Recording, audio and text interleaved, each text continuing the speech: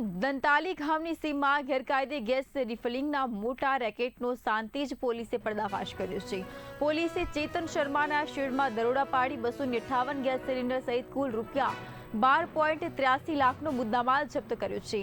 પોલીસના જણાવ્યા મુજબ કોઈપણ પ્રકારની પરવાનગી કે ફાયર સેફટી વિના મોટા કોમર્શિયલ સિલિન્ડરમાંથી નાના 5 કિલોના બોટલમાં ગેસ રિફર કરવામાં આવતો હતો। આરોપીઓએ electric motor pump, heating gun અને લોખંડની પાઇપની મદદથી ગેસ ભરતા હતા અને બાદમાં ડુપ્લિકેટ સીલ કેપ લગાવીને ઊંચા ભાવે વેચતા હતા। દરોડા દરમિયાન પોલીસે 6 આરોપીઓને ઝડપી લીધા છે। સ્થળ પરથી ગેસ સિલિન્ડર ઉપરાંત આઈસર ટેમ્પો, પિકઅપ ડાલુ, ઇલેક્ટ્રિક મોટર પંપ, વજન કાંટો, હીટિંગ અને ગન અને સ્માર્ટફોન સહિતનો મુદ્દામાલ કબજે કરાયો છે। સૌથી ગંભીર બાબત એ છે કે આ સમગ્ર પ્રવૃત્તિ કોઈપણ ફાયર સેફટી વિના ચાલી રહી હતી ને જેના કારણે મોટી આગ કે વિસ્ફોટની શક્યતા હતી। જોકે સાંતેજ પોલીસની સમયસર કાર્યવાહીના કારણે સંભવિત મોટી હોનારત ટળી હોવાનું સામે આવ્યું છે।